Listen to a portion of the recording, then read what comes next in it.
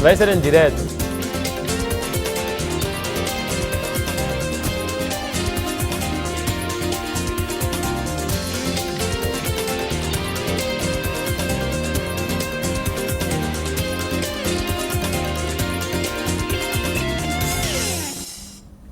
Seja bem-vindo à revista da semana. Você já sabe, todos os sábados, quando são pontualmente 12 horas, nós entramos na sua tela para fazer a análise melhor daqueles que são os principais temas que marcaram a semana. Os nossos comentadores são os mesmos de sempre, Carlton Cadeado e Fernando Gonçalves, a quem saúdo e duas boas-vindas. Hoje vamos falar de 2 ou 3 temas fundamentais. Um deles é a instabilidade no país, um tema que vai ser debatido em 3 subtemas. Primeiro tem que ver com a trégua que foi dada pelo Presidente da República a nível da zona centro do país nas perseguições contra Mariano Nhongo. Um segundo subtema a ser analisado é a visita do Presidente da República a alguns dos distritos afetados pelo terrorismo na província de Cabo Delgado. E a terceira parte vai estar relacionada às respostas que o governo deu sobre a situação dos conflitos no país, no Parlamento moçambicano. Depois vamos olhar também para a campanha, o lançamento da campanha agrícola, e depois vamos para um tema internacional, os protestos que têm havido em Angola. Começo consigo, Carlton Cadeado, pegando no primeiro tema das tréguas que foram dadas pelo Presidente da República. Há vozes já que dizem que esta é uma decisão meramente política porque não é acompanhada de algo formal, como seria, por exemplo, uma lei de amnistia que daria segurança a Mariano Nhongo para sair das matas. Qual é a sua apreciação? Os meus respeitosos cumprimentos a todos que nos ouvem e nos veem a partir da rádio e televisão.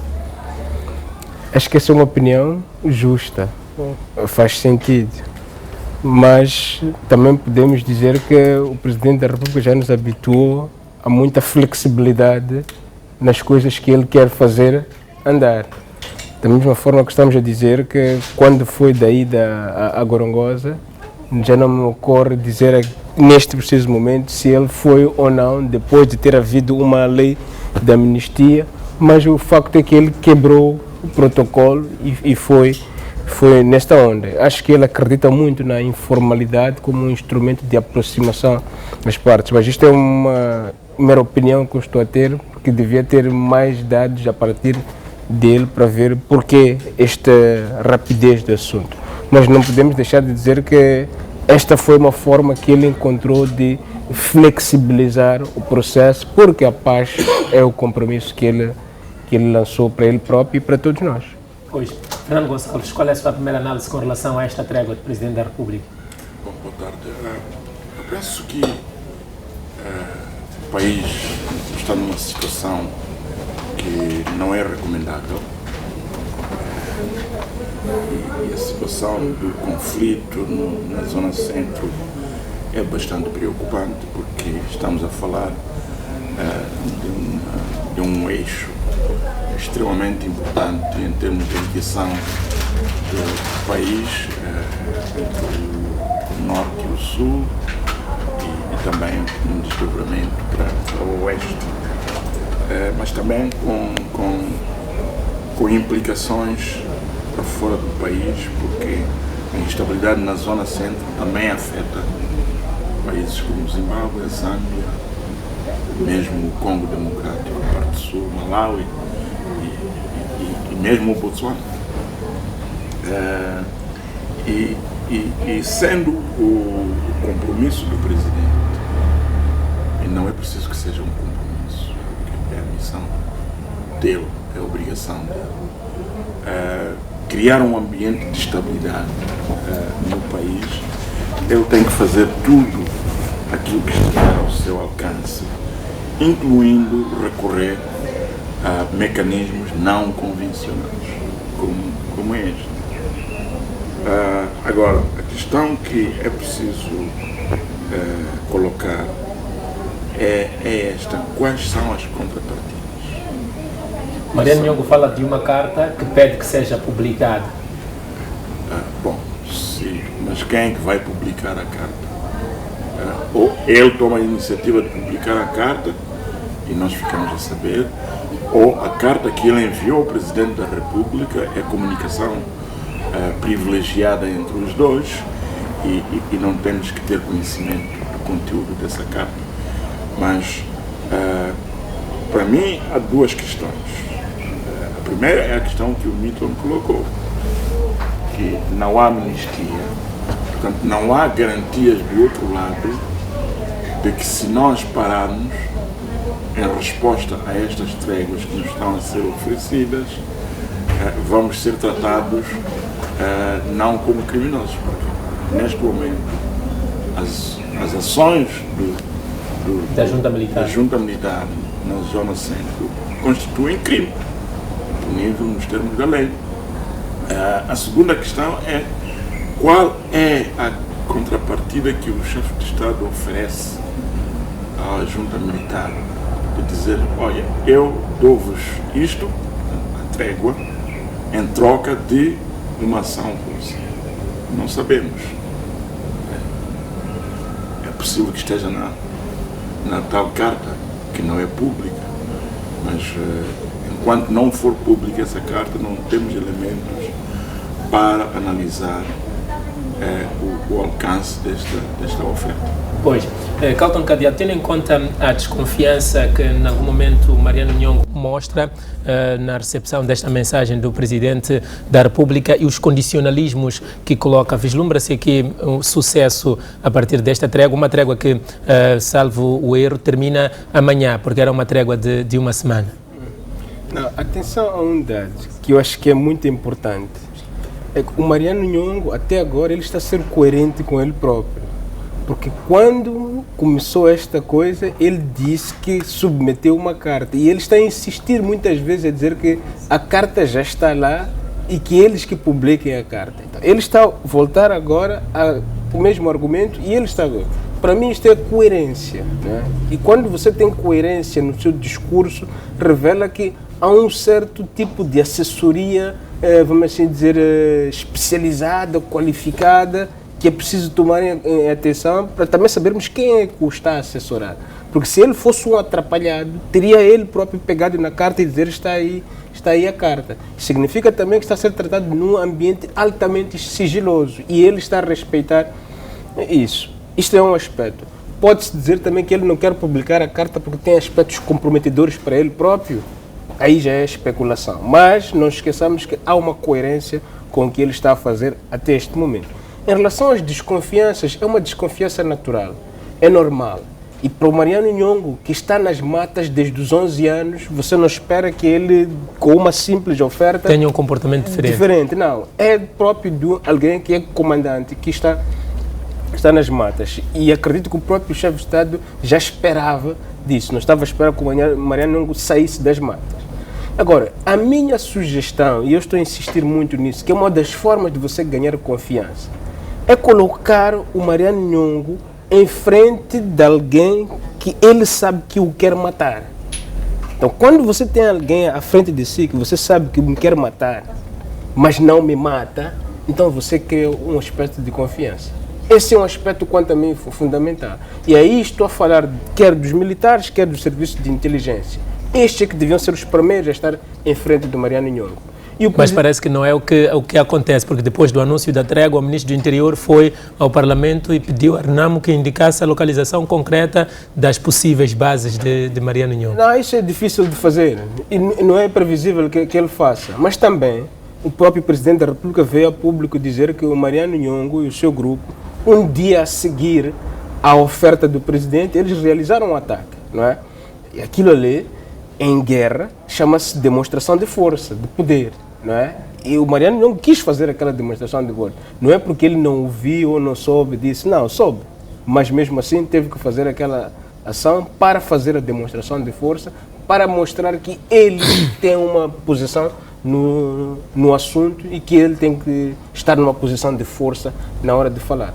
Mas eu insisto, se você... E mais, o Presidente da República diz que não, o Mariano não conhece os canais. É sinal de que existe uma comunicação. Existe uma comunicação. Aliás, o Manzoni, da outra vez que esteve aqui, disse que o Mariano não está a ser inflexível. É porque ele conversa com o Mariano Nhongo. Então, há canais e sabe-se disso. Agora, o dia que o Mariano Nhongo souber que, olha, o diretor do CIS está a falar comigo, o chefe de Estado-Maior está a falar comigo, não sei quando, direto, comunicação direta. Então aí se calhar você muda o sentido da coisa. Fernando Gonçalves, como é que olha para os condicionalismos de Mariano Nhongo neste caminho de busca para a paz? E depois há um outro elemento que é colocado aqui que parece que, ao invés de ajudar, complica. O governo quer a Renamo a mediar este debate entre as forças governamentais e a junta militar de Mariano Nhongo, mas sabe-se de antemão que Mariano Nhongo não concorda com a Renamo de hoje, liderada por Ossuf Momad. Essa condição é quase impossível de satisfazer, porque não... O conflito, perdão, o conflito, na essência, é entre o Mariano Nhongo e a Renamo liderada por Ossuf Momad. Agora, como é que você vai colocar a Renamo, que é liderada por Ossuf Momad, a mediar num conflito com o seu próprio adversário? É totalmente... penso que é quase impossível de resolver esse problema. A questão também, para mim, é quais são as implicações. O que o Presidente da República fez é um gesto político. Mas ele, como Presidente da República, é, ao mesmo tempo, político, mas também garante da lei. Não é? E ele, quando faz o juramento, diz: vou respeitar a Constituição e fazer respeitar a Constituição e as demais leis. Não estou a citá-lo ipsis verbis, mas o alcance é esse. As ações da junta militar, como eu disse, são crimes. Podem ter os contornos políticos que têm, mas na essência são crimes. Aqueles indivíduos estão a cometer crimes, estão a matar gente, estão a destruir propriedade alheia. Esses são crimes. E o chefe do Estado, que tem a obrigação de respeitar e fazer respeitar a Constituição e as leis, está a dizer: eu vou mandar as forças que são comandadas por mim não fazerem o seu trabalho.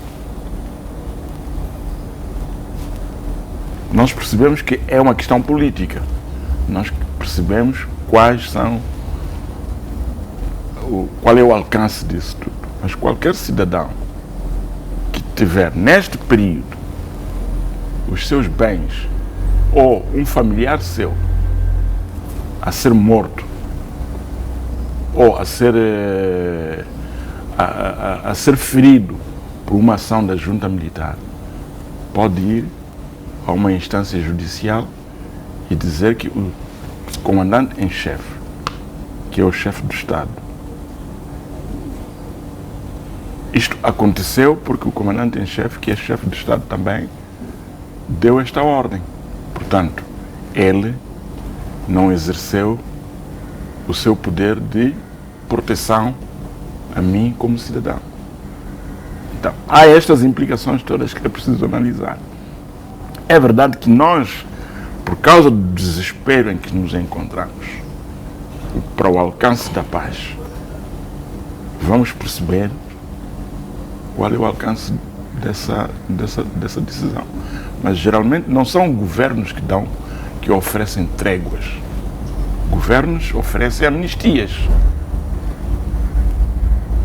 Não é?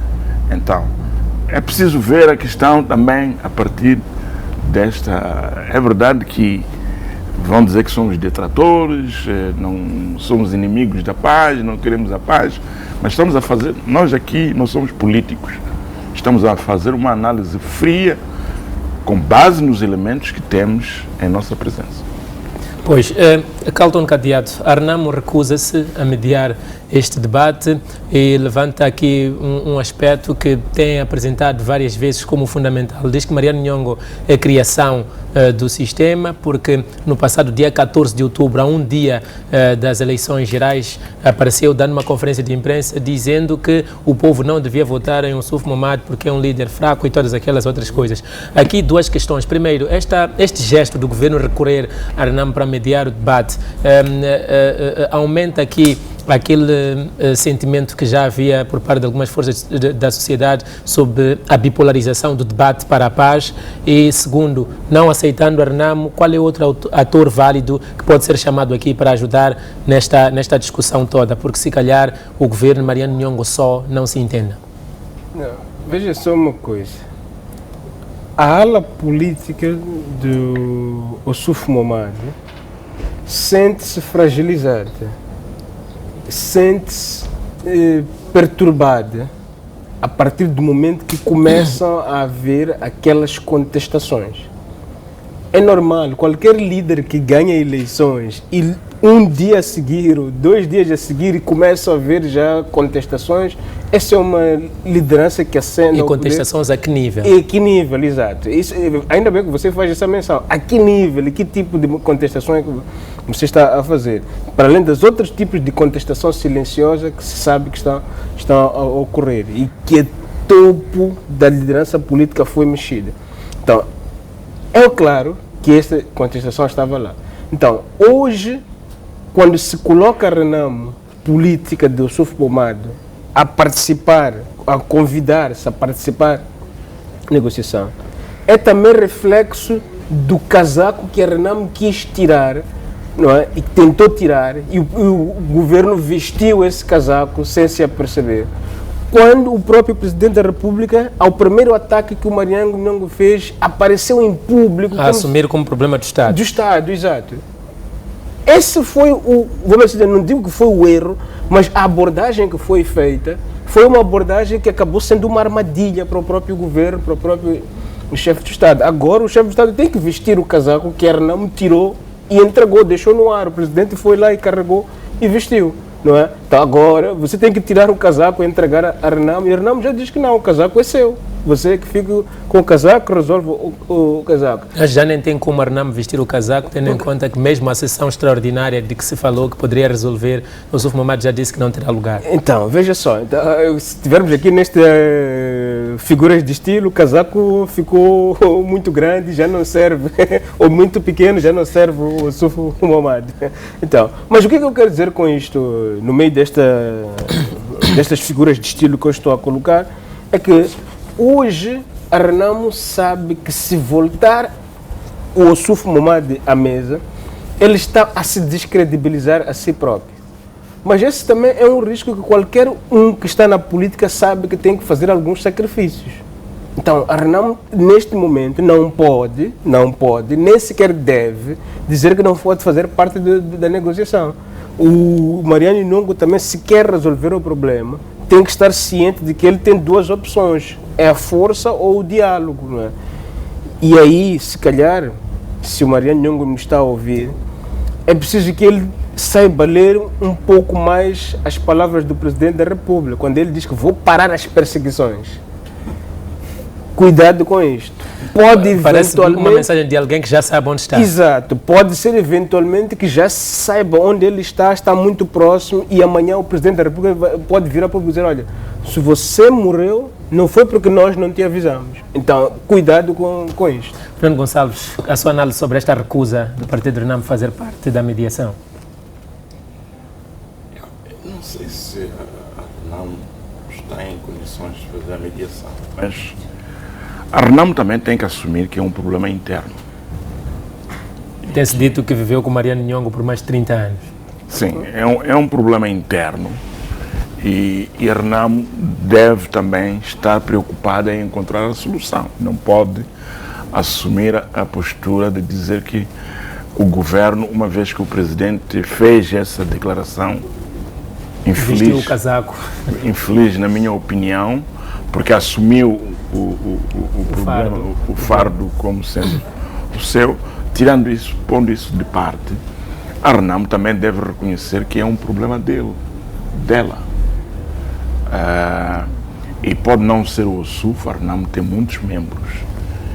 E alguns até que Mariano Nhongo tem alguma simpatia. Alguns com os quais Mariano Nhongo tem alguma simpatia, e pode ele promover um diálogo entre as duas partes, porque são 2 alas da Renamo, e algumas E uma dessas alas, alguns elementos da Renamo podem não estar em confrontação direta com o Suf Momad, mas na surdina estão a simpatizar-se com o Nhongo.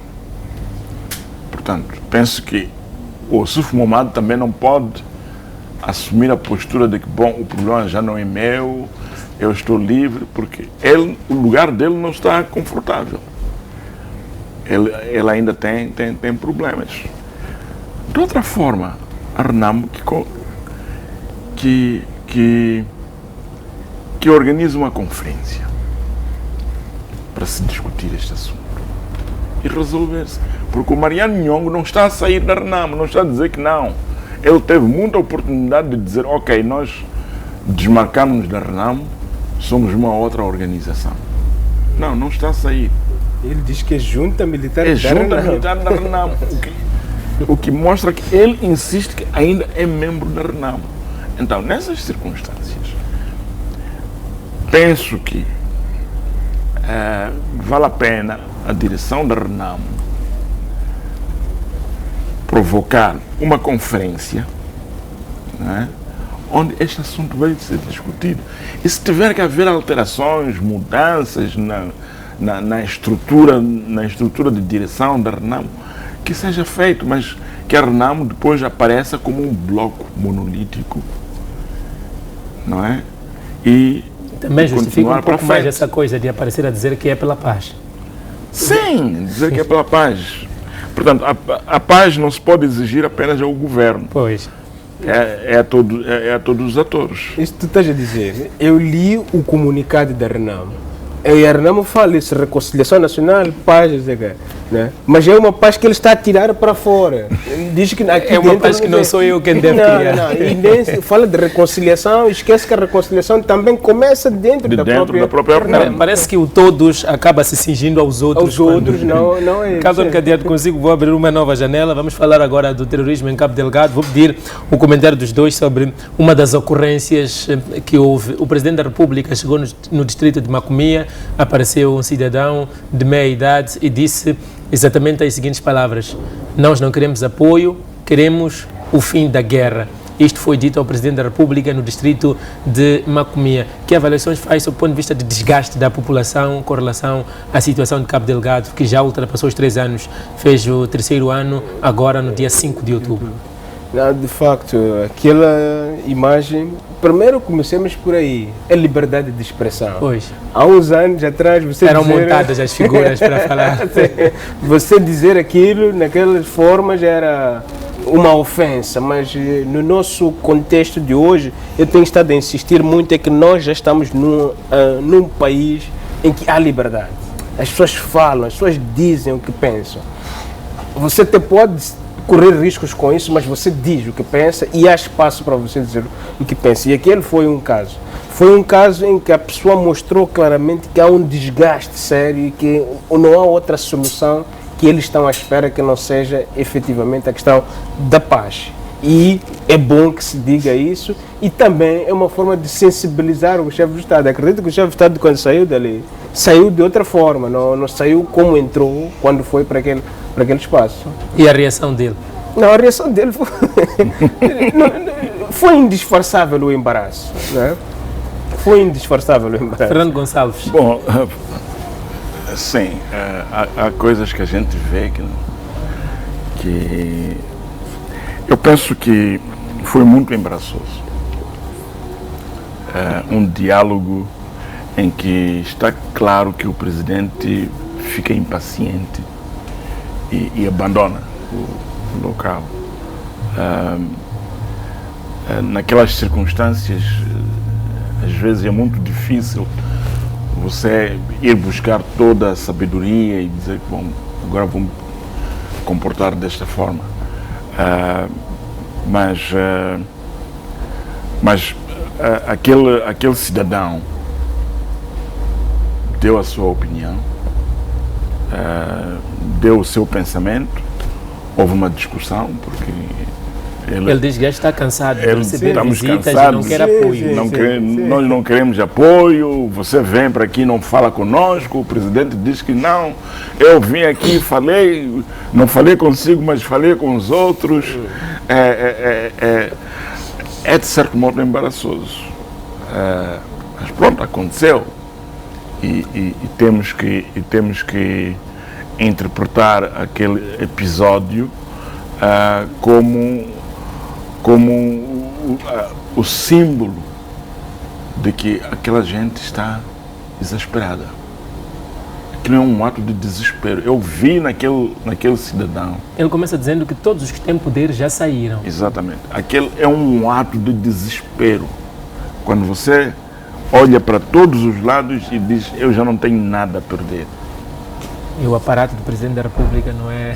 E confrontar um Presidente da República daquela forma não é arrogância, não é falta de respeito, é um ato de desespero. Pois. Mas também, outra vez, é sinal de que há liberdade nesse espaço. Porque se o Presidente também podia dizer, cala-te daí, tirem-te daí... Ou a segurança teria o afastado. Exato, mas ninguém fez isso. Pois. Esse é o lado bom da coisa. É o lado positivo. Carlton Cadeado, vamos passar aqui para o Parlamento e para alguns relatórios que foram sendo apresentados sobre esta situação toda de Cabo Delgado. O Ministro do Interior, questionado sobre alguma estratégia, se havia alguma estratégia para combater o terrorismo em Cabo Delgado, respondeu aos parlamentares que ele não podia avançar a informação porque podia estar a passar a mensagem ao bandido, ao terrorista. Que análises faz, tendo em conta que é dever do governo prestar esclarecimentos ao Parlamento moçambicano e o país não está no momento recomendável, como diz Fernando Gonçalves? Não, vamos dar mérito ao ministro, vamos tirar um mérito onde não há mérito. A estratégia, de facto, você... Não se revela. Sim, ele diz que não se revela, mas há determinados níveis que você pode revelar. Isso é verdadeiro, não é? Ou pelo menos o pensamento estratégico, não é? Você pode revelar, não é? Porque se eu disser que o meu pensamento estratégico é uma ação ofensiva permanente, por exemplo, isso já não te diz nada. Você sabe que eu estou a ser permanentemente perseguido. Agora, como, aonde e com que elementos, eu sei que já é de segredo fundamental, não é? É que neste país, às vezes, nós também exageramos no segredo. Tudo é segredo. É só para você ver a dimensão. Uma vez, isso num dos trabalhos que eu fiz, num distrito, agora não vou dizer o nome, senão depois posso comprometer a pessoa. Constituição da República era segredo. Isso não estou a exagerar. Eu vivi isso. Alguém me diz que esse documento é segredo. Mas como é segredo? Como é segredo? Uma Constituição da República deste país. Então, exageramos também no segredo, na forma de dar. Há coisas que já não são segredo, né? Mesmo quando falamos de inteligência, né? Dizer que eu quero acabar isto aqui, não é segredo. Agora, como você vai fazer? Isso é que é inteligência, isso é que deve ser segredo, né? Mas, independentemente disso, tudo bem. O ministro teve o seu mérito de esconder a estratégia ou de revelar o pensamento, porque às vezes mesmo aquilo que você acha que não é segredo pode chegar ao segredo. Então ele não quis correr o risco, preferiu manter-se. Agora, há uma incoerência no ministro. E aí alguém me despertou para isso, numa conversa assim, e diz que, olha, Carlton, mas como é que o ministro diz que nós não temos capacidades, temos que chamar as forças de fora, mas logo a seguir ele anuncia que liquidamos não sei quantas... E o primeiro-ministro disse no mesmo encontro, na mesma sala, no mesmo pódio, que estava a ser reforçada a capacidade... Exato. Então, pareceu aqui que houve uma dissonância na comunicação no seio do governo, não é? Parece ser frequente, porque antes o primeiro-ministro tinha dito que o governo não ponderava sentar na mesma mesa com Mariano Nhongo e hoje assistimos uma trégua. Fernando Gonçalves, como é que olha para a reação do primeiro-ministro a esta questão? Que estratégia está a ser pensada para tirar a população de Cabo Delgado deste sofrimento causado pelo terrorismo? Eu penso que é preciso reconhecer que as nossas forças estão sendo postas à prova de uma forma muito brutal e a nossa capacidade de resposta está abaixo daquilo que é o nível de terrorismo, que seria o ideal para aquela situação. Os desenvolvimentos da última semana, as coisas que circularam nas redes sociais, a não ser que não constituam a verdade, mostram claramente que estamos a atingir um nível em que já não podemos mais. E isto não é por culpa de ninguém. Aquela guerra foi imposta ao governo de uma forma que muito pouco se esperava, e o governo não estava preparado. Não havia orçamento, as próprias forças armadas ou da polícia não estavam preparadas para aquele tipo de esforço. Portanto, não podemos dizer que não acontece por falta de vontade ou por incapacidade. É que ninguém estava preparado. Então, e não é correto dizer que as pessoas que dizem que não há capacidade fazem isso por maldade. As pessoas fazem leituras. Nós somos cidadãos deste país. Eu tenho tanto os mesmos direitos que o Milton tem, que o Carlton tem, de fazer a observação que nós quisermos sobre o que acontece dentro do nosso país. Podemos não estar de acordo um do outro, mas é a nossa análise e penso que e é feita de uma forma objetiva. Mas para sumarizar, a situação foi imposta a Moçambique numa altura em que Moçambique não estava preparado, nem materialmente, nem humanamente, nem do ponto de vista de recursos financeiros para suportar esta guerra. Portanto, temos que reconhecer isso. E se reconhecermos isso, não estamos a dizer que as pessoas são incompetentes, são incapazes. Não estamos a dizer isso. Estamos a reconhecer que a capacidade nossa de enfrentar este monstro está sendo testada de uma forma muito estúpida e nós não estamos a conseguir dar a resposta adequada.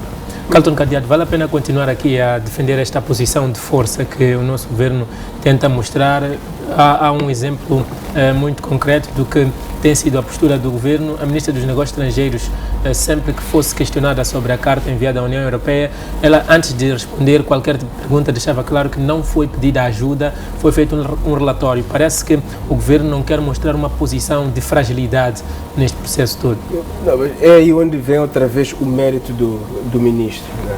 Só que o demérito é não ter feito transparecer uma ideia de que não houve uma comunicação intergovernamental, intersetorial. Porque algumas pessoas dizem, e acho que vai de encontro com a opinião que o Gonçalo está a trazer aqui, é que não é mal nenhum você dizer que, olha, a minha capacidade vai até aqui, e preciso de apoio até aqui, e o apoio que nós queremos é este. Na ciência disse, não posso saber tudo. Não posso saber tudo, exato. Então, o que está-se a dizer é que, olha, o ministro do Interior fez muito bem, não é? Pela primeira vez veio ao público dizer que não, nós estamos com problemas de capacidade. Mas para os mais conservadores dizem que não, mesmo um pai quando está aflito nunca deve dizer que eu estou mal, porque senão você vai comprometer a estabilidade da sua família, né? Então quando um governo aparece a público e diz que eu estou mal, não consigo, algumas pessoas não interpretam bem isso. Então o meu amigo com quem eu conversava ontem, ele dizia que não, o ministro não devia ter dito isso. Mas eu acho que, olha, o ministro fez bem anunciar até onde vai, que é para quando ele for pedir apoio lá fora, quando o apoio vier aqui fora, as pessoas vão perceber que, olha, ele veio pedir porque o Estado reconheceu até aqui o seu problema. Mas, desculpa, só para terminar, é que vale a pena insistir na estratégia ofensiva, porque o terrorismo se combate também com a estratégia ofensiva. E neste caso estamos a falar de um terrorismo que nos foi imposto, que não é só daqui, tem ramificações, e ele próprio disse, o ministro outra vez, tem ramificações internacionais muito fortes, né? Muito fortes. Hoje já se sabe que vai à África do Sul, inclui Tanzânia, inclui Quênia, Comores. É complexo este assunto. Então, quando ele diz que não tem capacidade, se calhar está a dizer que não temos capacidades internacionais. Ele deixou aberto também, porque ele não te disse quais são as capacidades que o Estado não tem. Fernando Gonçalves, vamos entrar num novo tema que marcou também a semana, o lançamento da campanha agrícola 2020-2021. O governo prevê que o setor produza 250 milhões de dólares no próximo ano neste processo todo. Moçambique, tendo em conta aquilo que são as suas capacidades reais, sob o ponto de vista de condições para a prática de agricultura, está em altura de chegar a este nível, e o projeto que foi lançado na província de Niassa, a campanha agrária foi lançada ao mesmo tempo que foi lançado o Sustenta a nível provincial. Este projeto pode fazer alguma diferença para o alcance destas metas? Bom, não vou avaliar o projeto, mas vou falar do lançamento da campanha agrícola e vou falar da visibilidade dos esforços que estão a ser empreendidos para que Moçambique, de facto, explore no seu máximo a sua potencialidade agrícola. Temos terra arável no país e terra diversificada, porque a arabilidade da terra não é uniforme. A terra tem várias classificações e em cada uma destas classificações há culturas que se dão numa e não se dão noutra categoria.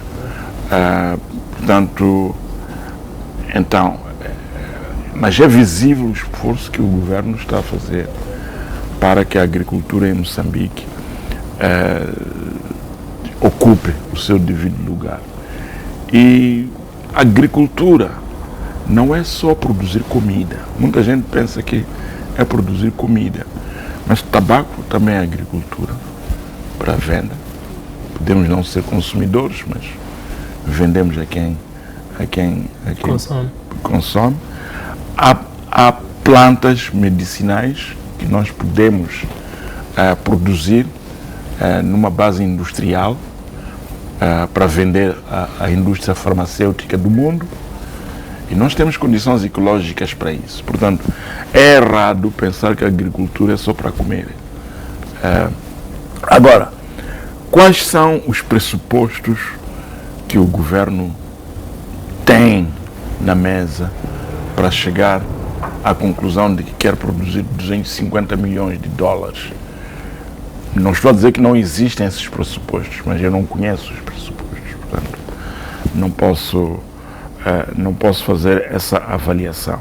Mas é muito importante o esforço que está sendo feito e eu penso que é importante que esse esforço seja muito bem correspondido e que produza os resultados que são necessários. Mas é importante saber que produção não vale nada se não pode sair do local onde ela foi feita.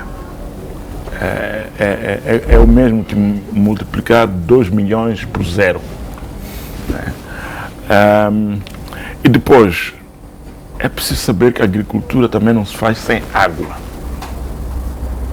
E a água está onde? Não é a água que vem da chuva. É verdade que há certas zonas que têm um nível pluviométrico alto e podemos depender nessas zonas da chuva. Mas mesmo nessas zonas, quando aquela previsão da chuva falha, a cultura ressente-se disso e pode morrer. Então, precisamos de criar alternativas. A água está debaixo da terra, é subterrânea, pode-se buscar, pode-se fazer represas, não é preciso lançar um concurso público para fazer uma represa industrial.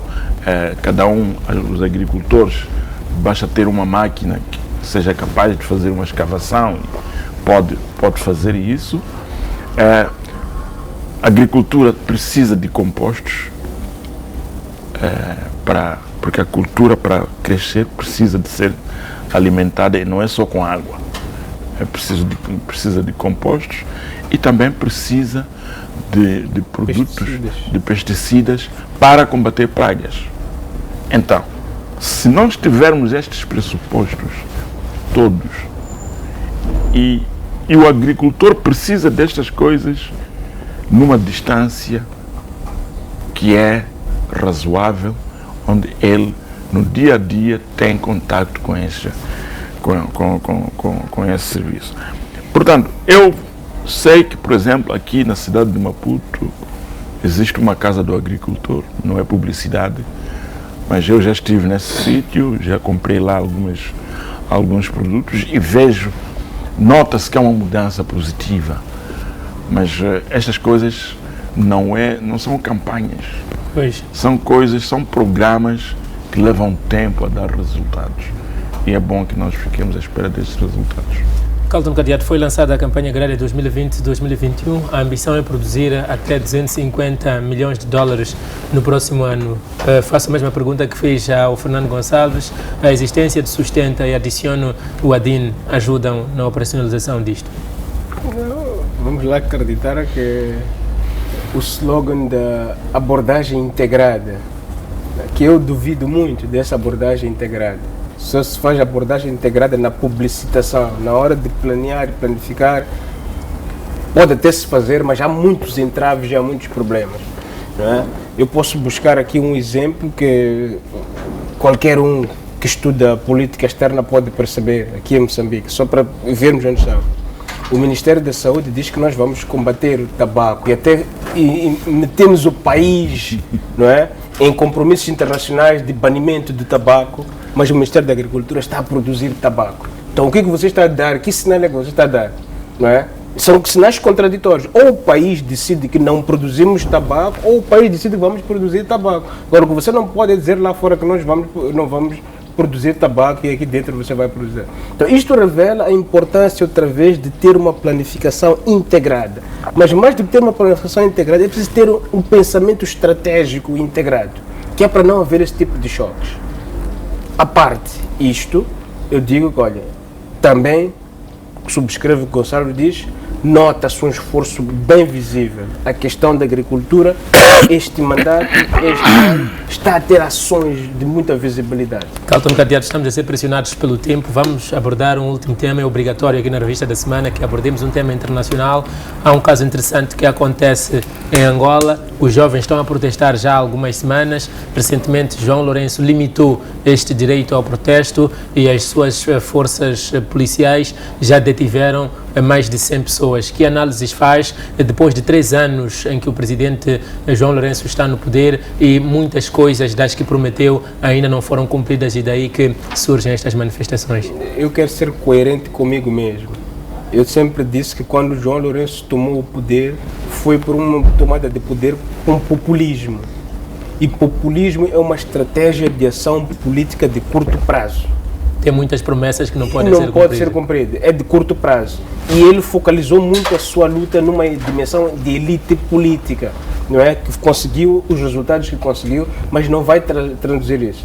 E a coisa ficou mais complicada para ele, aí ele fugiu do controle dele por causa da situação de crise imposta pelo Covid-19.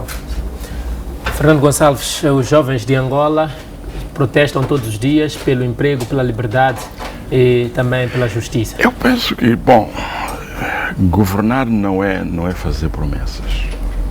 Governar é ter projetos, planos e depois saber como ir buscar os recursos para que esses projetos, esses planos sejam materializados e produzam resultados que vão beneficiar a população. A governação por promessas, de dizer eu vou criar 100 mil empregos. Mesmo o combate à corrupção que ele prometeu já está a ser questionado. Mesmo o combate à corrupção. Como é que uma pessoa que fazia parte deste regime, não é? Fazia parte deste regime que ele chama de corrupto. Eu não sei se havia muita corrupção ou não, mas ele fazia parte deste regime. Então, penso que ele podia ter arranjado uma outra forma de dizer vamos combater isto. Eu sei que existe isto, eu não estava de acordo com isto enquanto estava no governo, como membro do governo, mas agora que estou no topo, eu sou o líder, vamos ter que encontrar uma forma Vamos ter que encontrar uma forma de reduzir isto ou acabar com isto. Mas está sendo infeliz porque um país é complexo, não é uma coisa que você, no meio de um convívio com amigos, você diz, eu amanhã vou fazer isto, vou resolver. Não sei. Pois, beneficiamos de mais 2 minutos aqui da realização, junto com esse pensamento que quer aqui colocar. Há uma situação que nos chega de Angola, os jovens dizem-se indignados com a comunidade internacional que aparentemente está a apoiar João Lourenço no que, pelo que chega, parece ser um combate contra a liberdade de expressão. Há jornalistas também que foram detidos. Infelizmente, quando você coloca jornalista, a batalha é perdida.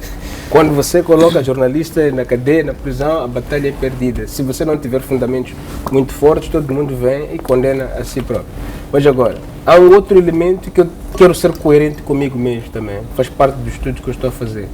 Se você está numa governação em que tem muita população jovem no espaço urbano e governa por promessas populistas, há muita gente a cobrar. Espera.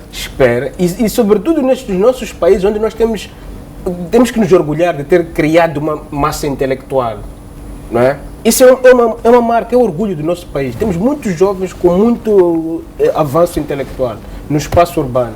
Então o que vai acontecer é isto que está a acontecer em Angola. Fernando Gonçalves, a sua análise para este suposto apoio da comunidade internacional a este impedimento da liberdade por parte de João Lourenço? Eu não acredito que haja apoio da comunidade internacional à repressão, especialmente contra jornalistas. Bom, a repressão não é admitida em qualquer circunstância, mas também a repressão contra jornalistas é mais notória ainda. Eu penso que a comunidade internacional, que não é também um bloco monolítico, é preciso reconhecer isso, tem os seus interesses em Angola. Angola tem riquezas. E a desordem interessa. Bom, não vou defender essas teorias de conspiração. Mas existe essa teoria. Mas cada país lida com Angola na base daquilo que são os seus interesses. Ou uns querem vender, outros querem comprar. Pois. Muito obrigado, Fernando Gonçalves. Muito obrigado, Carlton Cadeado, por terem estado connosco mais uma vez nesta revista da semana, um programa que é mais vosso até do que meu. Muito obrigado a si de casa que esteve a ver-nos e a ouvir. Até à próxima.